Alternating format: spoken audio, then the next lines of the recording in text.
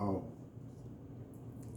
I waved my hand and it started. So how many how many times are my videos gonna start like this?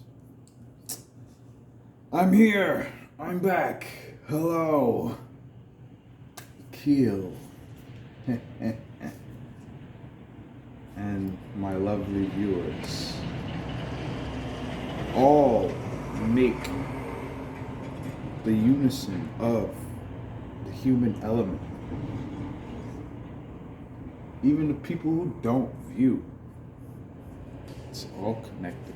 It's all connected. Everything's connected. There's no difference between self and other. But right, okay, so this particular edition will be on the topic of the Redeemer. What I'm conceptually addressing would be considered archetypes. My study in the realm of archetypes is not as deep as it could be, but I do have intuitive uh,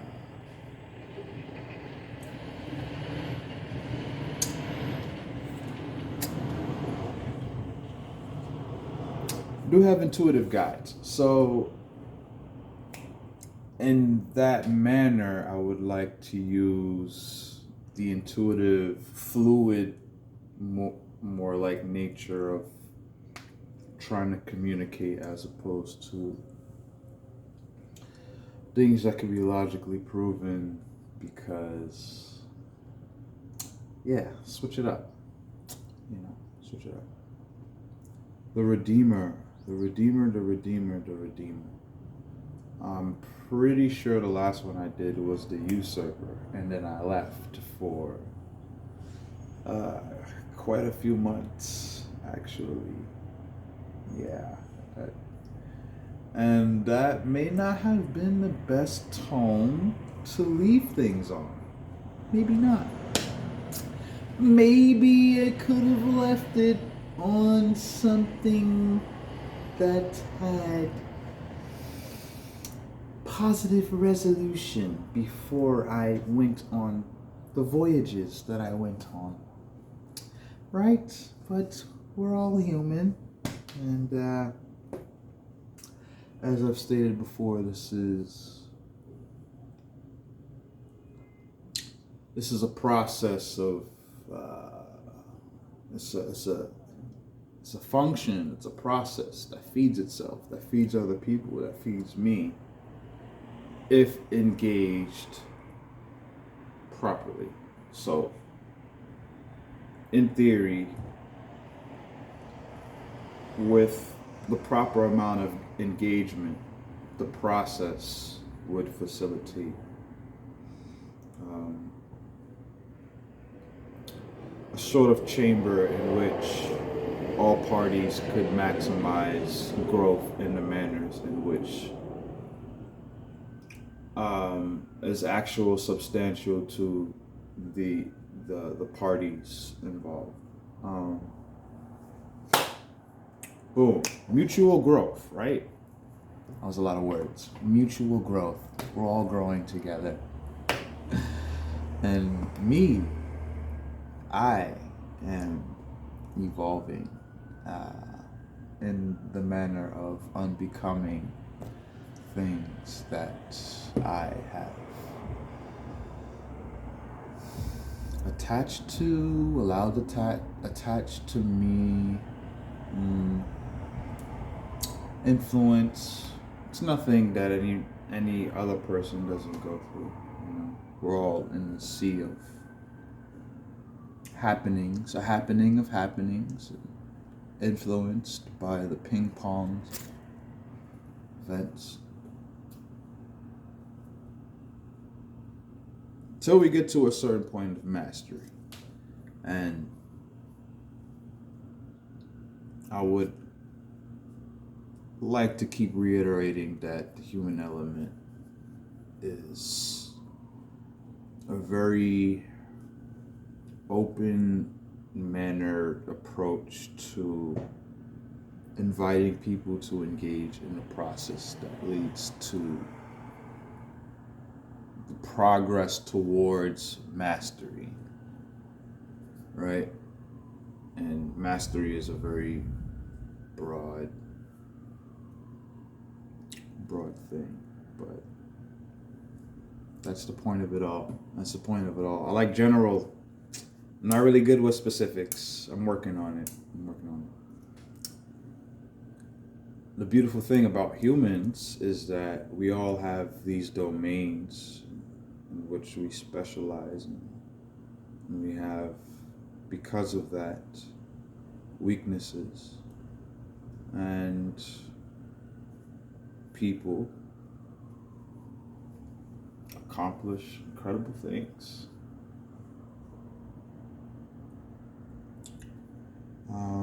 Despite their inadequacies, however large they may be in the areas that they manifest in, still manage to do very great things. And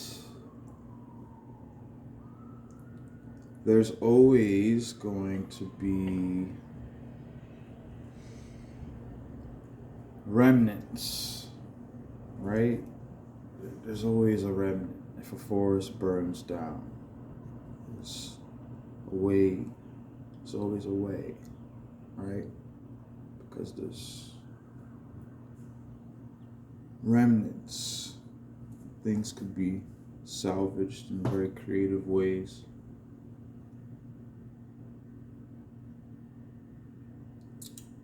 It's important to create a foundation.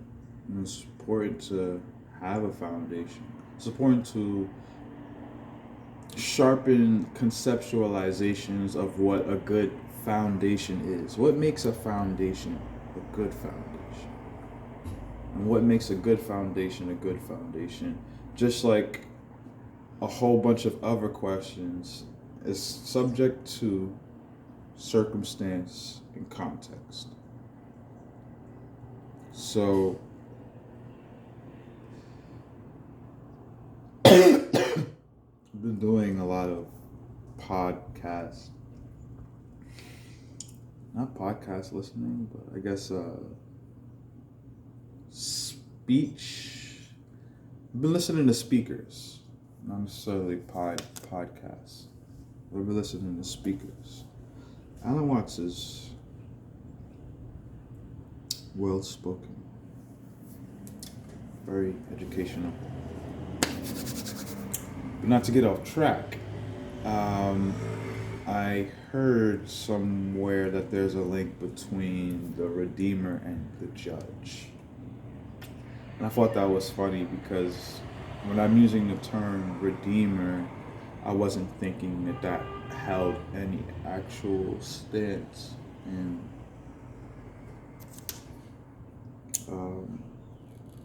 the actual realm of archetypes. I was just using my own wording, like redemption. So Redeemer.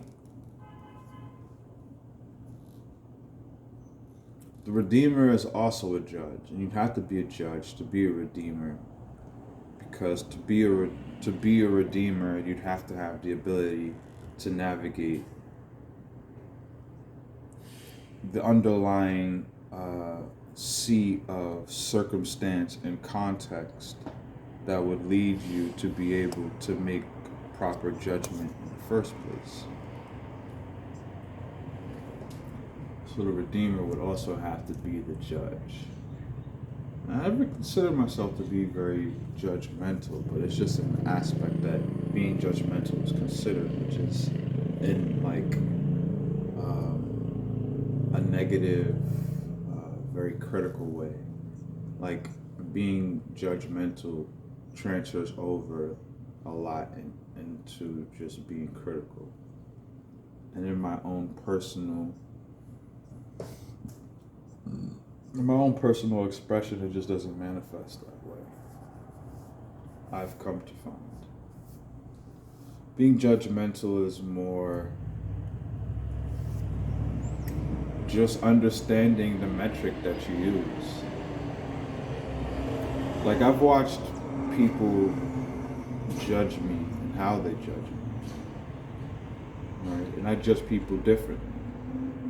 And because I judge people differently, I don't think the people who judge me know that I see how they judge and they don't see how I'm judging them, if that makes sense. So in that dynamic, I would say that makes me,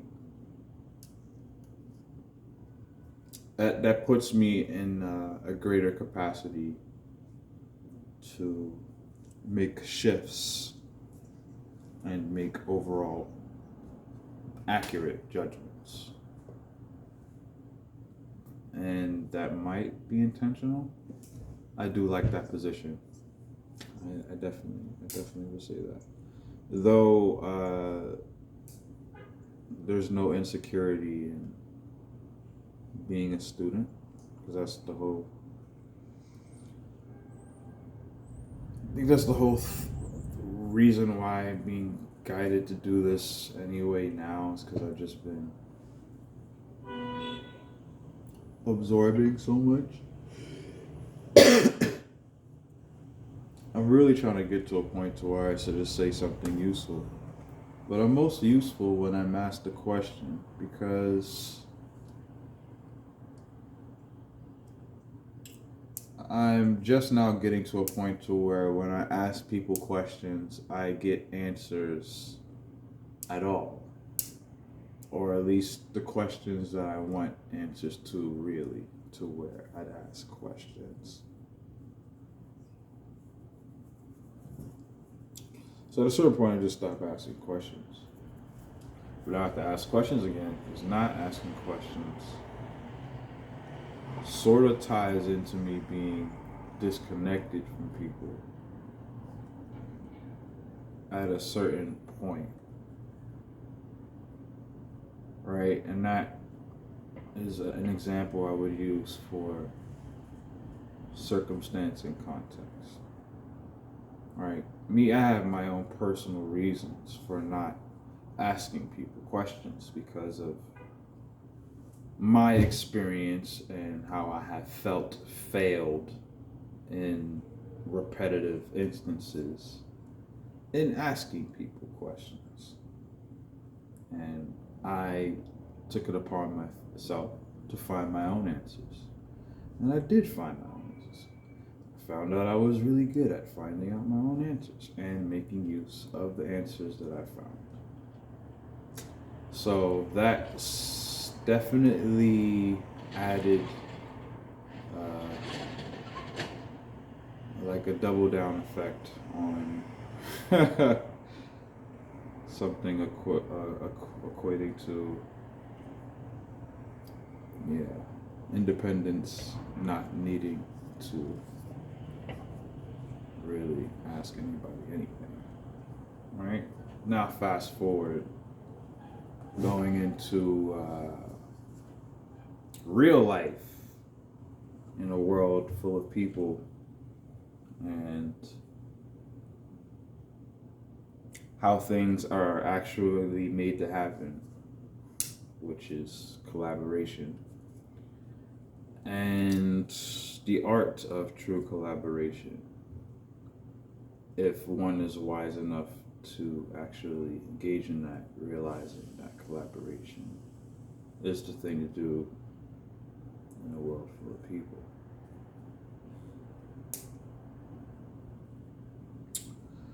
So, now I have to adjust to asking people questions. Realizing that because I've not done it for so long, that there's some internal resistance towards asking people questions. Wow, that's so interesting. So, now that I'm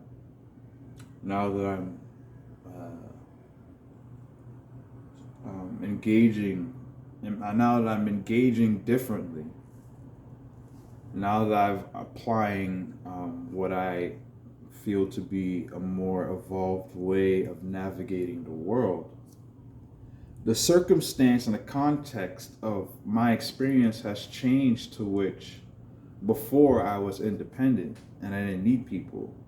And now I'm afraid to trust so deeply.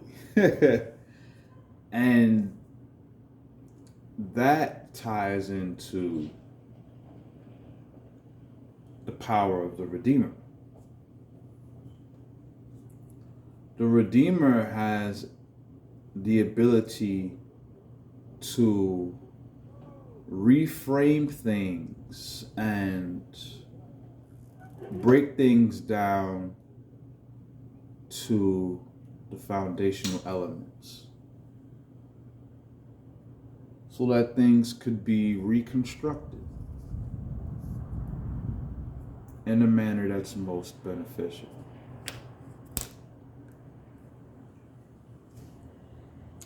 The Redeemer, but it requires breaking down.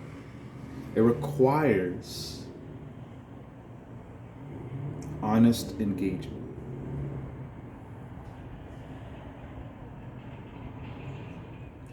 It requires one to be honestly engaged in the proper process that leads to clearer resolution. Right? Resolution. What I did for myself was I gave myself a clearer resolution of my actual positioning in reality.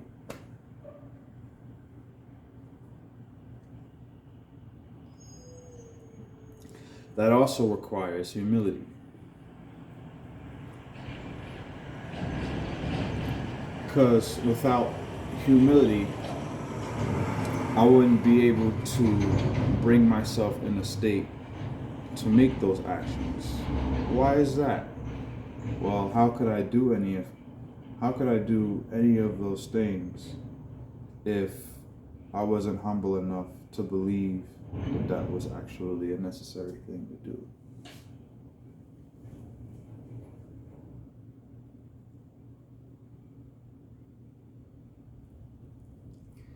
Right? It requires some degree of surrender in a certain aspect. There's all these requirements to do all these things. So many requirements.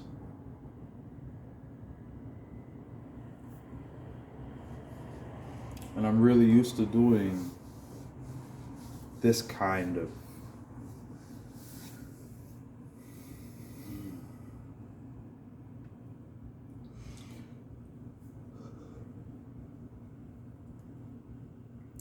yeah.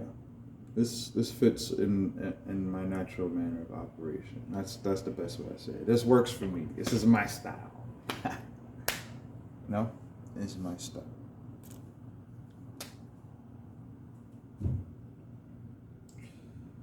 The Redeemer, Redeemer.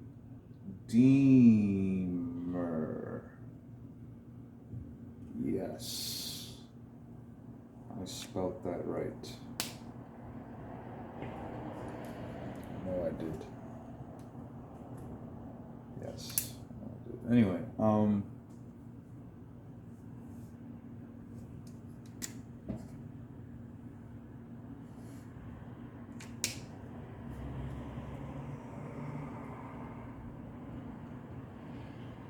there's so many fire, wind, earth, air. We're all avatars. All of us. We're all avatars. We can claim anything beneath our godhood. We can claim. And anything beneath our godhood, we can claim as our godhood. can fool ourselves in that manner. But it manifests just as that, just fooling ourselves in that manner. Truth will always be the truth. So what's the benefit? Well, the benefit is uncomfortability. Because it's uncomfortable. And there's so many factors that tie into the way that we perceive a thing, right? And we think that we can finalize our conceptualizations. Like, I feel like there has to be some implementation of like a scientific skepticism of sorts. Like,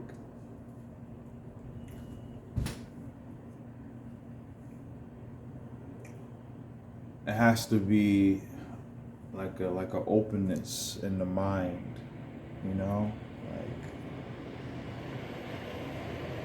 because nothing's in the way that we perceive things really final.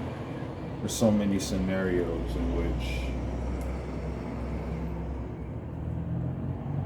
if we were to just always get angry and flustered, we'd find ourselves being the fool, right?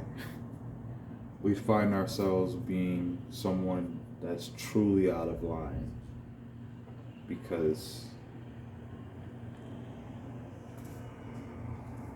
not everything's worth lashing out for. And in that instance, no one key fits all things. So in a time of chaos, there's very specific, even chaos has an order, because there's something underlying that chaos, right? That chaos is doing very specific things to underlie the order. So all things can be reversed, and that's where that yin and yang comes in. The white and the black, and a little bit of black in the white. That's where all those things can be reversed, because that chaos is coded with specific things. It's analyzed the order, right? And it took a form to diminish it, deteriorate, so on and so forth.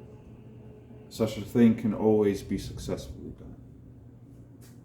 And the reverse can also always be successfully done. It's just a matter of when the people who fall in line and apply what they can apply in the manner that they were designed to, or in the manner that they can make most use of. If it's not that serious, you know, if there's no purpose involved, there's always purpose involved, even if it's purposeless.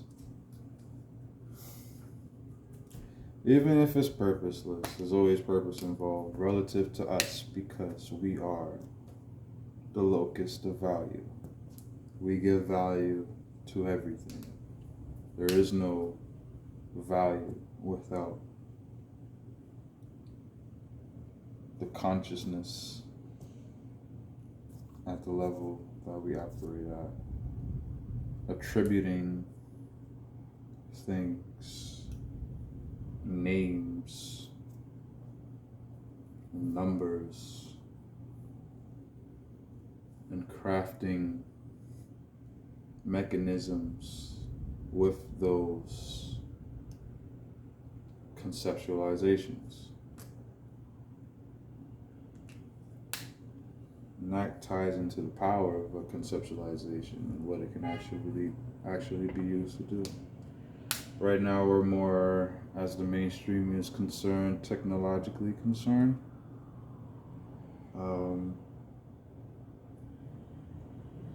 I will not be so much inclined to speak so much on that. there's enough people doing a particular thing, right? There needs to be variation. Because if we all have the same strengths and the same weaknesses, that means we all have the same blind spots. And that means, in reality, none of us can help each other.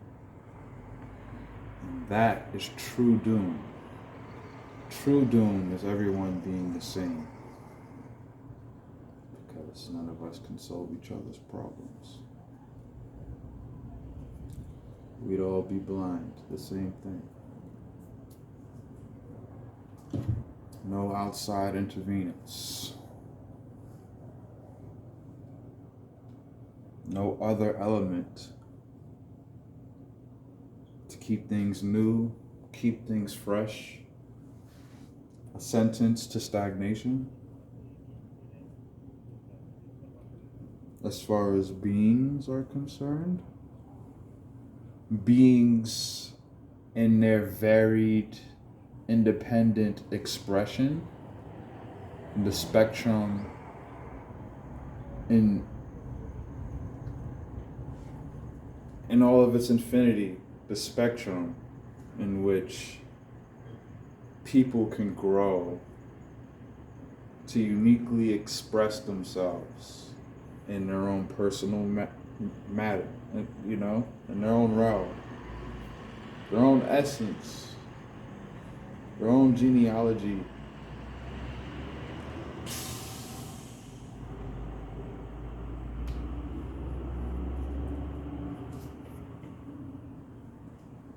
The Redeemer.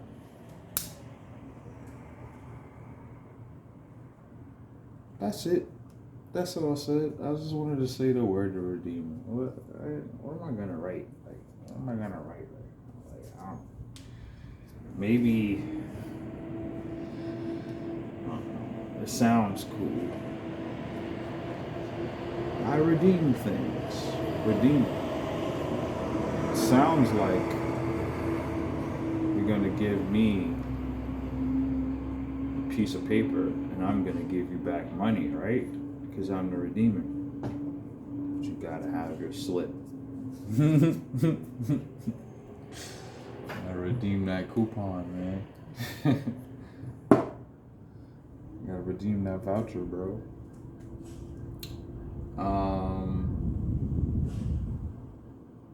Am I keeping this one short?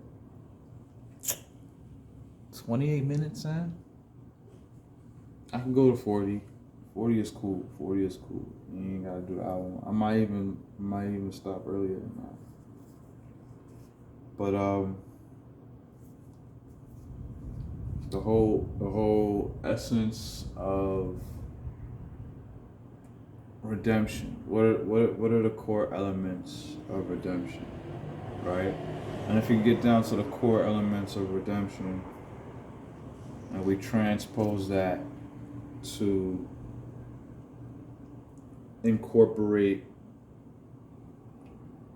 with human behavior, then we could have the process for the Redeemer. So, what are the core elements of redemption? Redemption. I would say, in order to redeem, you'd have to have the ability to make honest assessments, or the willingness to make honest assessment, the most honest assessment that you can possibly make. I would say that's necessary to redeem things.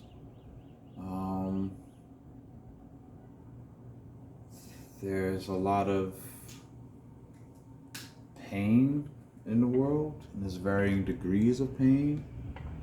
And if we're just going to talk about redemption in general, taking into the account the highest degrees of painful experiences, then one would certainly require the ability to honestly assess.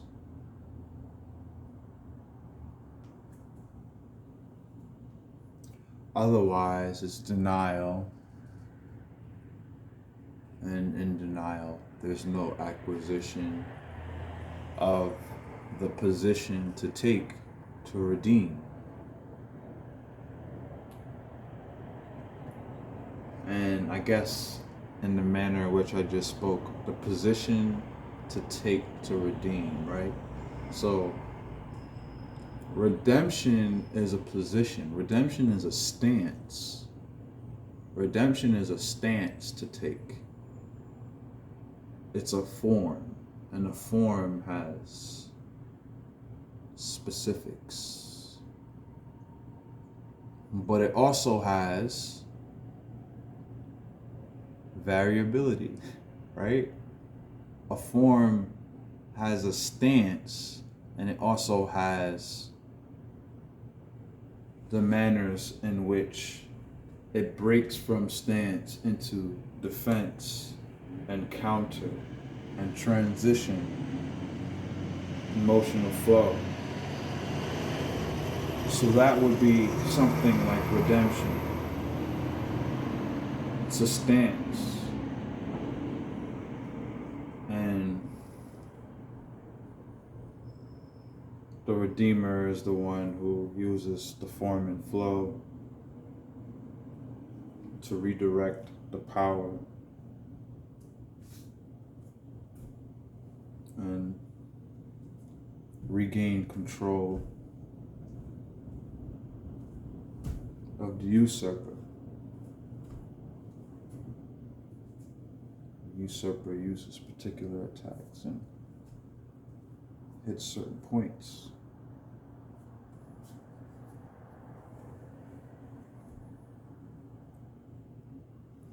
So the Redeemer is a form. It starts with a stance. One of the elements of the form is honest assessment.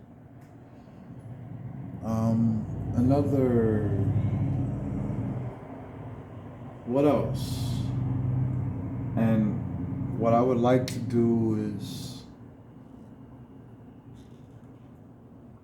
invite the people who watch this to incorporate their own answers.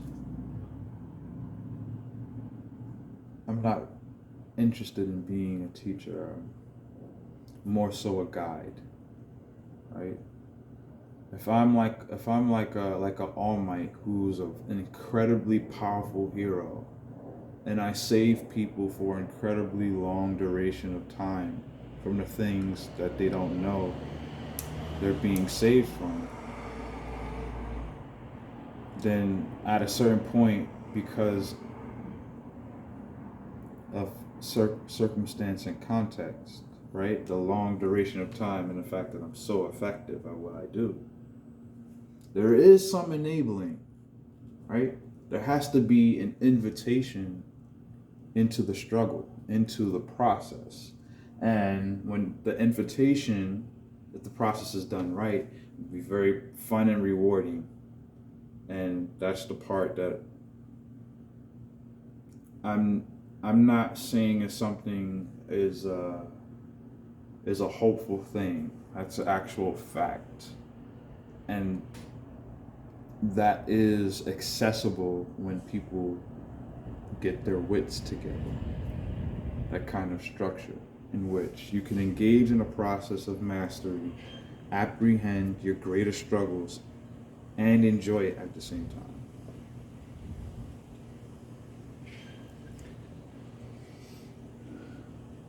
When that enjoyment comes in, varied. There is still required resilience. And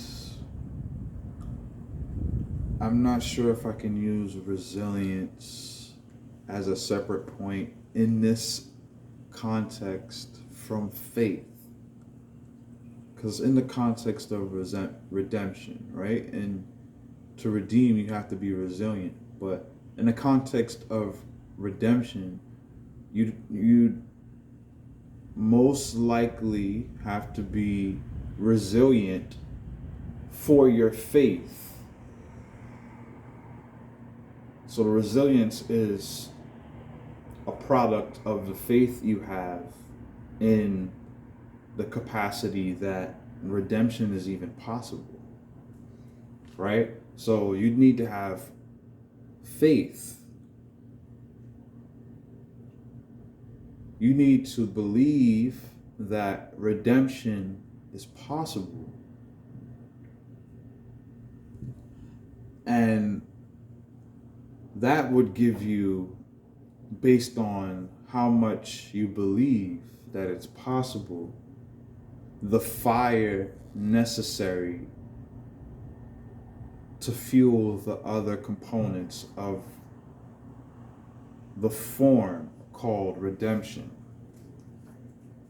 Whether that form looks like this or like this, whatever redemption looks like, right? Whatever redemption looks like, whatever form it takes.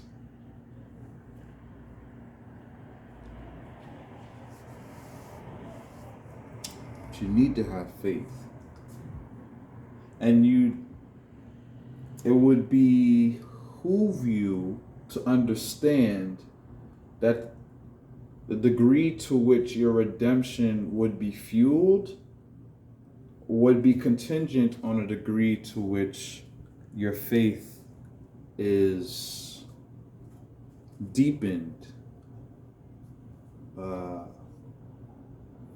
engaged with, you know? You have to believe, wow, this is a terrible place to be. And I can't see any way to get out of it.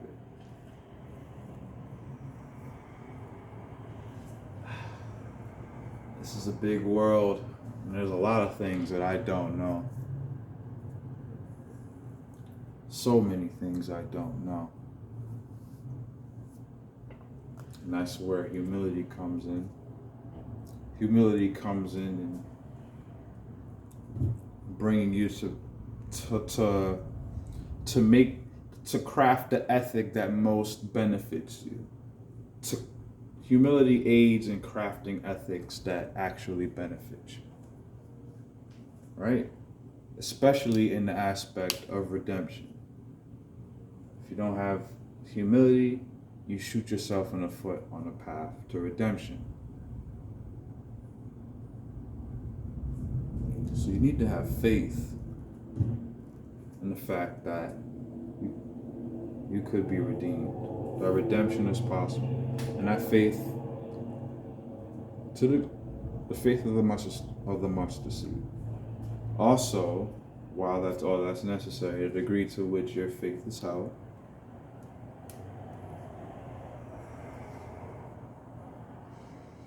and you need to have humility, and you need to have, and I'm wondering if honest assessment would feed into humility the way resilience would feed into faith. Right? Because to honestly assess something, you'd have to be humble, in a sense. Because you'd have to believe that it's worth assessing. Maybe that connection's not as good to make. I am getting close to 40 minutes. Getting close to the 40-minute mark.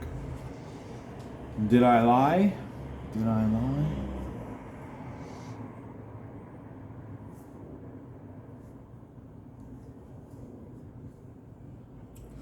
But there's an invitation to ask yourself questions. Throughout my freestyling, free-forming the human elements evolution,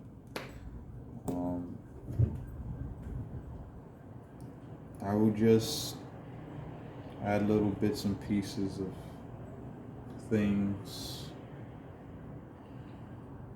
to remind you, just to remind you. You can ask yourself questions. There's a lot of questions that you have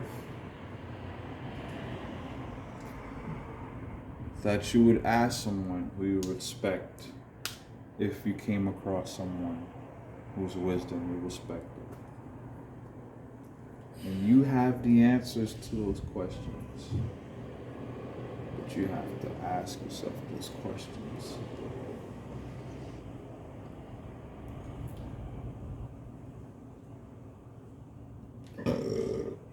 You have to ask yourself those questions, believing that you'll get an answer back. Don't have to know how. Be open to it coming from yourself. Be open to it coming from yourself. Ask yourself a question. Don't care about where it comes from. Be open to it coming from yourself.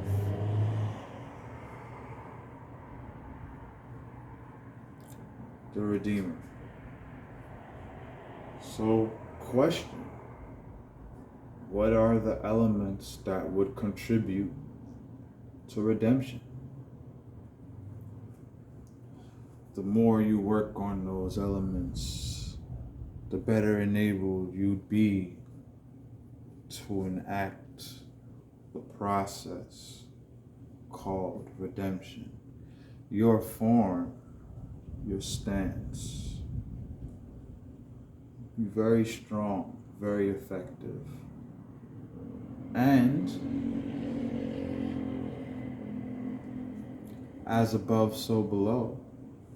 If you work on these ethereal forms, these forms that are intangible, and you use them and sharpen them,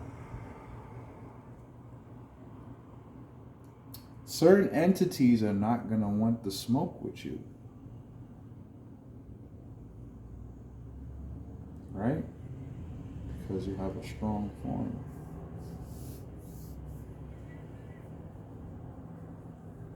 Why go through the trouble? He's humble. I have a couple cards to play, but I can't play them if he's humble. Dang it. Come back. I had a couple more cards to play. I didn't know he had so much faith. Come back. I don't understand. That pit that they fell in. It would have took anybody out. How did she do it? She must have an incredible ability to assess honestly. Ah, how annoying.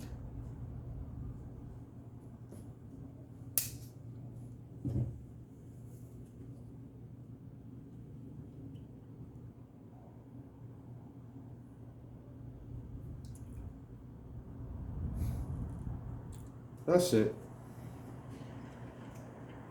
As far as the Redeemer is concerned, really drawing a blank. I guess the only connection I can make beyond that is the whole Redeemer-Judge relation that I recently heard about. And if we're going to add the fact that being a judge ties into redemption,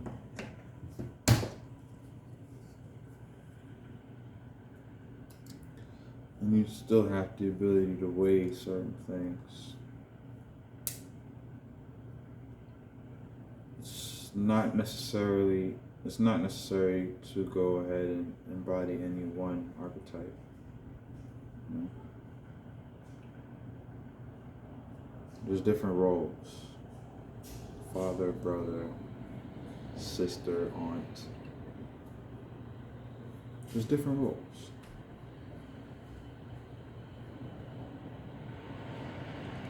It's just having the forms to go with the roles that you play. And it helps to know that maybe you specialize in a particular role. There's someone who specializes in another. There's power in making connections with people you don't share that much in common with. If not connections, exchanges. Exchanges with the unfamiliar can be very rewarding. Can be. Risk. Redemption. I'd like to end by speaking.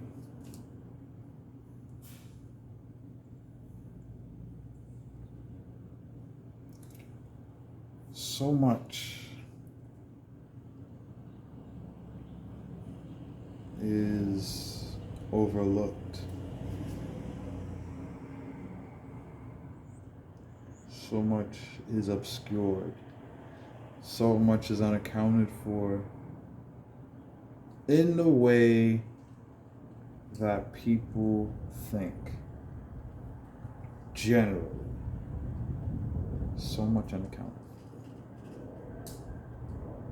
And what that means is people are less enabled to see the joy in things that attributes to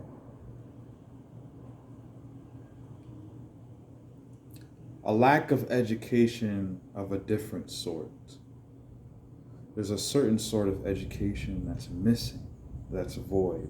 It's very necessary, very desired by many people today. A lack of education of a certain sort. There are certain tools that people could and I feel should be armed with.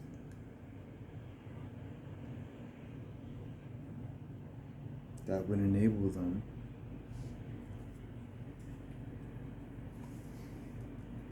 to embody things, to free themselves, to free others, to break chains, build bridges.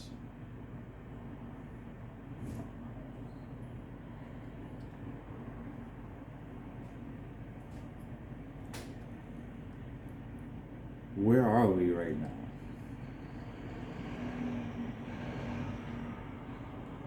We're in a place to where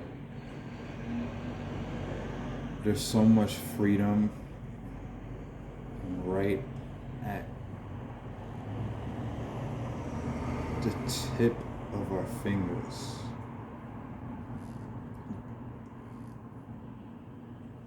That there's an actual struggle from that long-standing power that's always been actually struggling to keep freedom at bay from the people.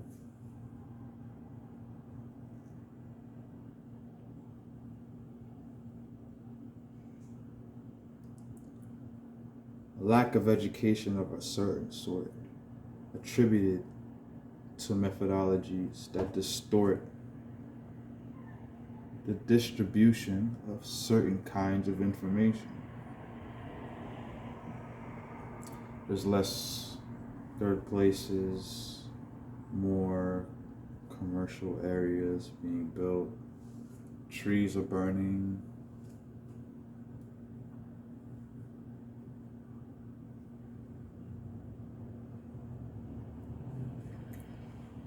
And all of these are solvable problems. They're solvable problems. There's no reason to lament over solvable problems.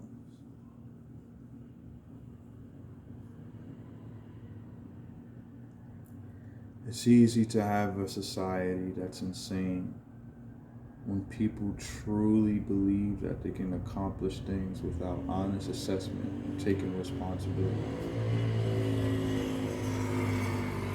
It's very easy for insanity to creep in like that. It disempowers the average man from taking the position, taking the form, taking the stance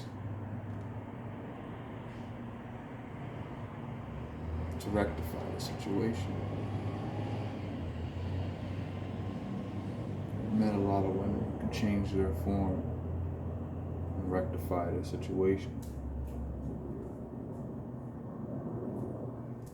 And today,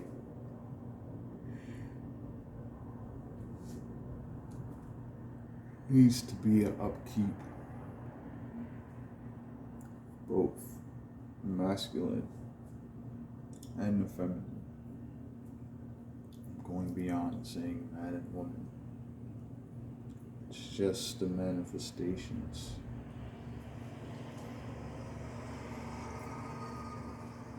There has to be a sharpening. Think about how beautiful it is to have all these things deterring us from one thing. And how accessible that one thing is. That one thing is always with you. That's a powerful position to have for the people. That one thing is always you. It's just distribution of information of a certain kind, of a certain quality, of a certain texture.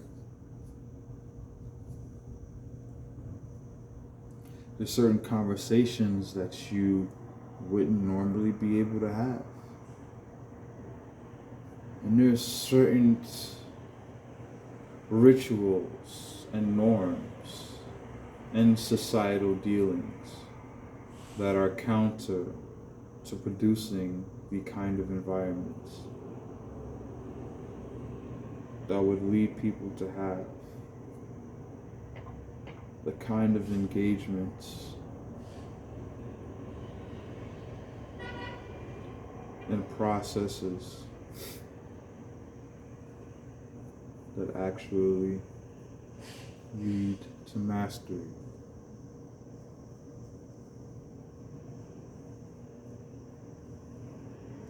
So people engage in processes and activities that don't lead to mastery. And that breeds confusion. And that breeds confusion because the game is rigged. And if the game is rigged, that means you don't have to play it.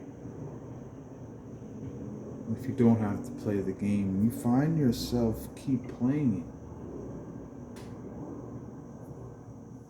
Well, then that means you're learning the game, right?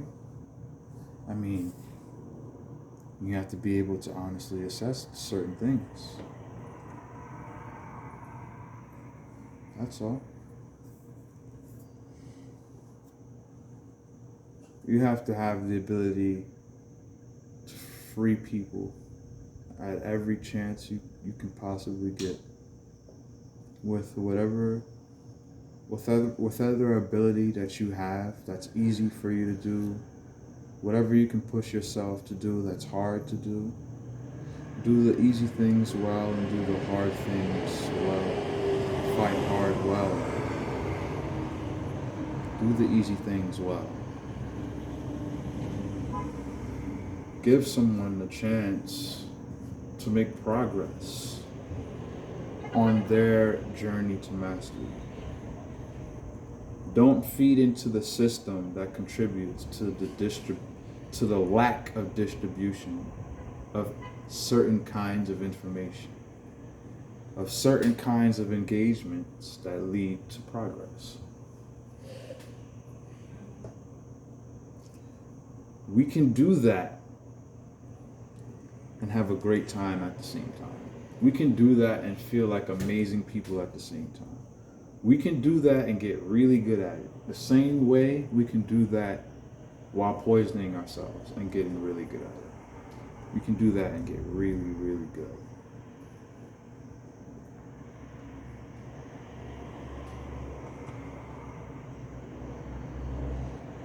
And if we get really, really good, we get really good at spotting the things that need to be handled that would take us out of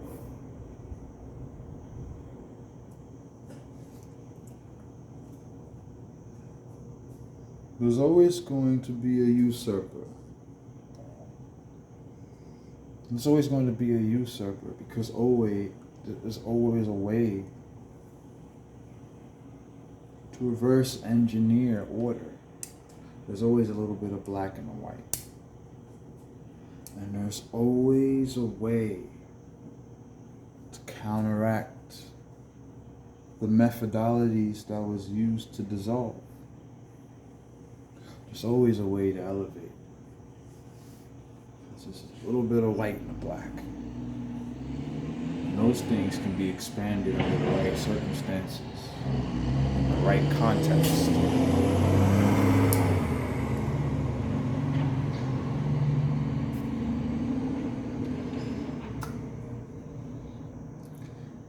Although I did leave for a particular span of time on the usurper with a particular tone, is not necessarily the most positive and hopeful. I am hoping that my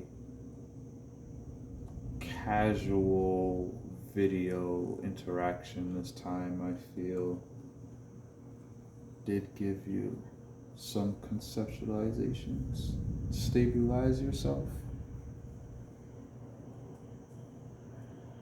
So much stability to be had out here.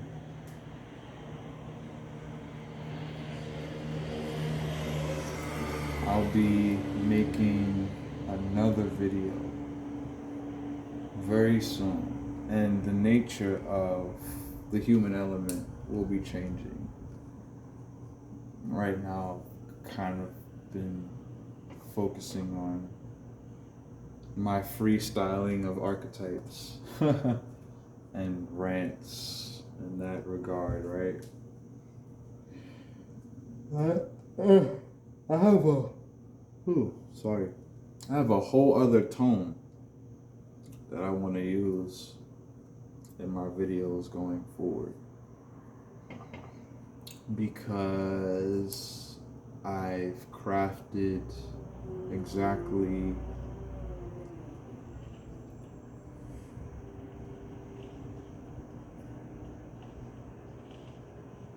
my compass is straightened. And for that reason, I'm ready to intuitively guide this in a way that I know it needs to be done. So, it's a very broad way to say, tune in to what's coming up, because I'm about to shake things up. And it's gonna get real educational. And I'm telling jokes. I got punchlines. I got charisma. I got random burps and no edits. And you're gonna love it. It's gonna be great. You already love it. See, I wrote words this time. But seriously, things is good out here. Things is really good out here. You want to spend time thinking that things aren't good out here? Also, consider spending time sharpening your ability to enter the state of thinking about how good things are out here. You know what I'm saying? Go outside. Check if it's on fire. If it's not, work. Work on your ability. All right? And also, you know what? I'm going to leave it for the next video. Honestly, yeah, my tone is changing. Another important thing. I'm going to be becoming more authentic, and I'm expressing different sides of myself, right? I'm being vulnerable in these videos, right? So, what's going to happen at a certain point is I'm going to get really real. And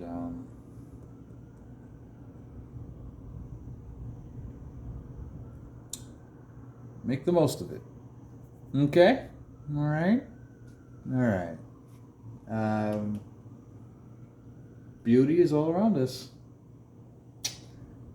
Beauty is within you. And it's interesting to consider where you could be if you put a pin in a certain point in your life, not too far back. Just imagine, where would you be had you done certain things consistently? How much better off would you be? There's a lot of people out here smiling, but they're dying inside. It's always been that way. Smiling people, very sad, very torn, very self-sacrificing, very defeated people. Pain you can never imagine on an existential level. Smiling people.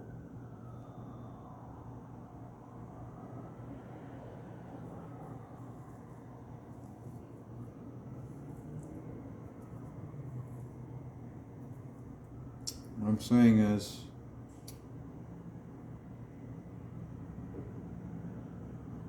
there's a lot of people out here who are looking at other people, assuming that they live better lives because they're able to engage in certain things.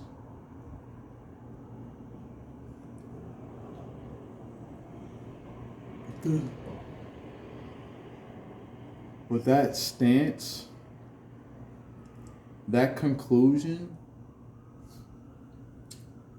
if you really think about it, is always a conclusion of someone who takes a stance of a loser, right? Like in that moment, you're taking a loser stance. So I'm encouraging you to take like a redeemer stance, like a something like this, you know, or something like this. Redemption, yeah, redemption, redemption. Looking at other people's grass, thinking that it's greener. It's a loser stance. Loser. Defeated. You can take other stances other than the stance of the defeated.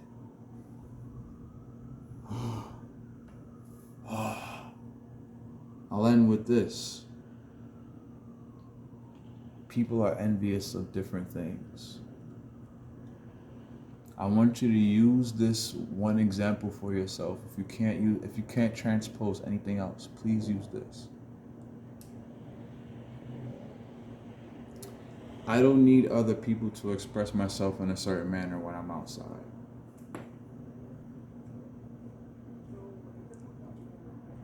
I'm charismatic and I like to breathe air when I'm outside and enjoy my field. Take it easy.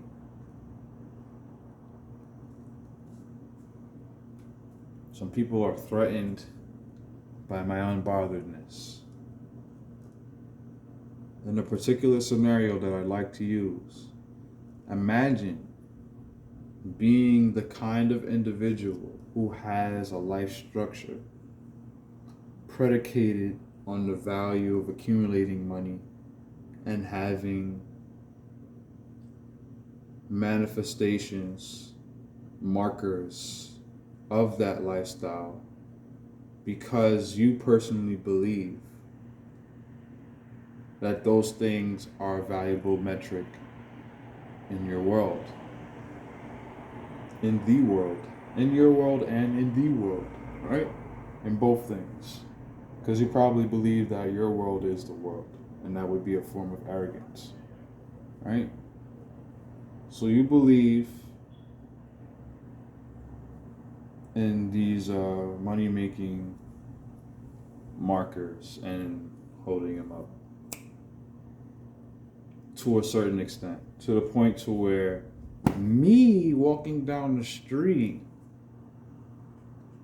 living my life, walking straight, looking straight, smiling, causes you to rev your engine excessively, multiple times, for attention, going nowhere, feeling the waves. When I look at you, like I look at you, I can see. You can see that I don't care. And you think, if I make you think, if something happens and it makes you question a metric, because that example that I gave was kind of off. If something happens to you and it makes you question a metric of value that you have, take some time in a space to where you will not be disturbed. Be adamant about taking this time. Be ruthless in taking this time. As ruthless as you can be in taking this time to be in a place where you'll be undisturbed and question your metric of value. That's it. Remember what caused you to question it, and question your metric of value every time that happens. And what you won't be is part of the problem. That's what you won't be. When you get triggered, do your homework. I got a whole other video on that. But love you guys. Bye. See you later. Take care. You are enough. You are loved. And you can also, at the same time, be so much more.